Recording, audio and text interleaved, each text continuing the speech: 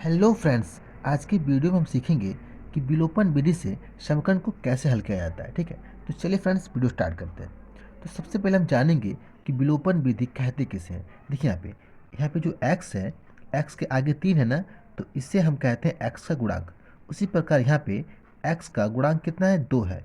तो सबसे पहले हम क्या करते हैं, इस x के गुणांक को बराबर करते हैं। ठीक है, तो x के गुणांक को बराबर करके इसके बाद हम क्या करते हैं कि समीकरण 1 को और समीकरण 2 को, इन दोनों को आपस में हम घटा देते हैं। ठीक है, तो जब घटाएंगे तो ये पद क्या होता है, कट जाता है। इसके बाद बच जाएगा हमारा ये पद। ठीक है, तो इसका हम मान निकाल लेते हैं।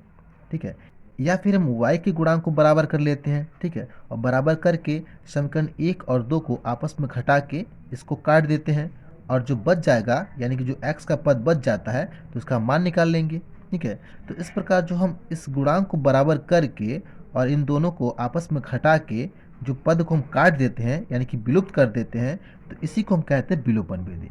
ठीक है, तो चलिए इसको हम हल करके और डिटेल में समझते हैं। देखिए यहाँ पे सबसे पहले हम क्या करेंगे कि यहाँ पे x के गुणांक को बराबर करेंगे। तो इसको बराबर करने के लिए समीकरण 1 में हमको 2 से गुणा करना पड़ेगा, तो ये 6 हो जाएगा।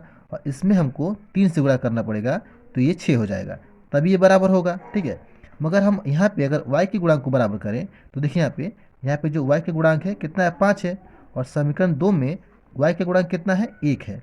तो इसमें अगर हम 5 से गुणा कर दें तो क्या हो जाएगा, ये गुणांक दोनों बराबर हो जाएंगे। ठीक है, तो क्या करेंगे हम, सबसे पहले हम y के गुणांक को ही बराबर करेंगे, क्योंकि ये आसान होगा बराबर करना।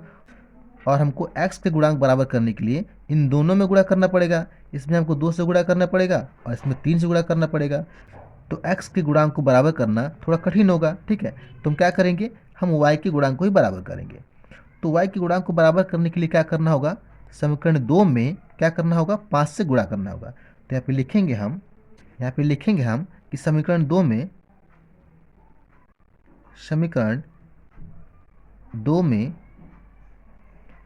5 से गुणा करने पर, 5 से गुणा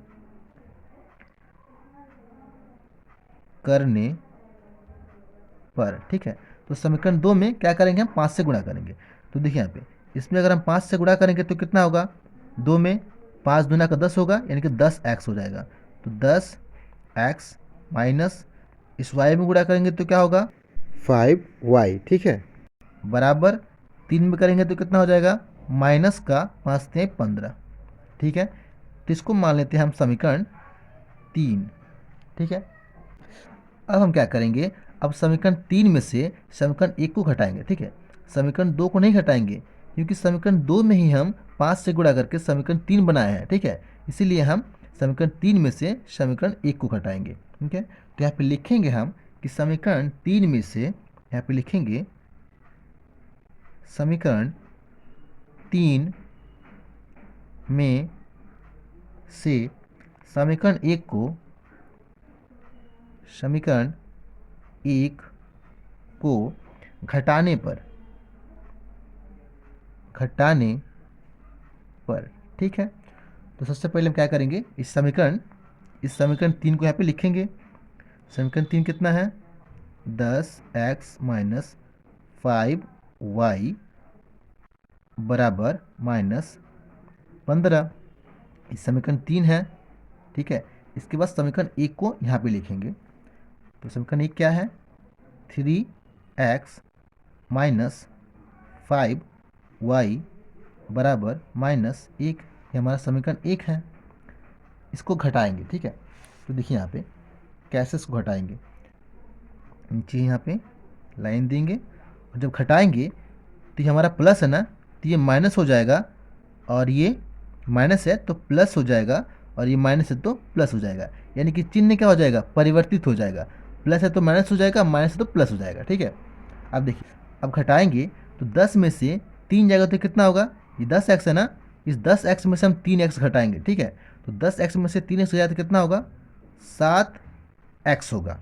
ये माइनस है ना, तो घट जाएगा तो 7x होगा। अब ये देखिए, ये प्लस है यानी कि प्लस 5y, और ये माइनस 5y।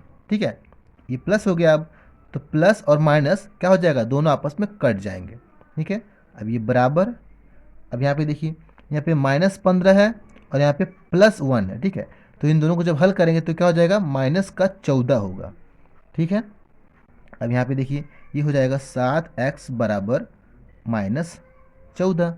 ठीक है, अब हमको यहाँ से x का मान ज्ञात करना है। तो इसका मान ज्ञात करना होता है, उसको हम एक साइड और बाकी सबको दूसरे साइड कर दें। ठीक है, तो यहाँ पे लिखेंगे x बराबर यहाँ पे -14। अब यहाँ पे देखिए ये 7 है ना, और यहाँ पे x है, तो इन दोनों के बीच क्या है, गुना है। ठीक है, और इस 7 से ही इस 14 में क्या है, भाग है। तो इसको जब इधर करेंगे तो ये बट्टा में आ जाएगा, यानी कि बट्टा में 7। ठीक है, अब 14 में 7 से भाग देंगे तो कितना होगा, 7 दूना का 14, 7 दूना का 14, यानी कि -2। ये माइनस है ना, तो -2 हो जाएगा। ठीक है, तो x बराबर कितना हो गया, x बराबर हो गया -2। ठीक है, तो ये हमारा x का मान हो गया। अब देखिए यहाँ पे, अब हमको y का मान चाहिए ना, तो y के मान के लिए हम x का मान समीकरण 1, 2 और 3 कहीं भी रख के हम y का मान निकाल सकते हैं। ठीक है, तो हमको यहाँ पे समीकरण 2 से ही y का मान निकालने में आसान होगा। ठीक है, तो हम क्या करेंगे, x का मान समीकरण 2 में रखेंगे और y का मान निकालेंगे। ठीक है, तो इसके लिए यहाँ पे लिखेंगे हम, कि x का मान समीकरण 2 में रखने पर, तो यहाँ पे लिखेंगे कि x का मान समीकरण 2 में रखने पर। ठीक है, अब समीकरण 2 कितना है, समीकरण 2 है 2x y बराबर -3। ये हमारा समीकरण 2 है। अब इसमें हम x का मान रखेंगे। ठीक है, तो यहाँ पे ये 2 है और x बराबर कितना है, -2। तो इसको हम कोष्ट में करेंगे -2। ठीक है, इसके बाद से क्या है, -y और बराबर ये -3। अब इसको हम हल करेंगे। देखिए यहाँ पे ये कोष्ट के बाहर 2 है। ठीक है, और कोष्ट में क्या है, -2 है। तो इन दोनों का आपस में गुणा है, तो जब गुणा करेंगे तो क्या हो जाएगा, 2 दूना का 4 होगा, लेकिन ये माइनस है ना, तो -4 होगा। तो -4 और ये -y बराबर -3।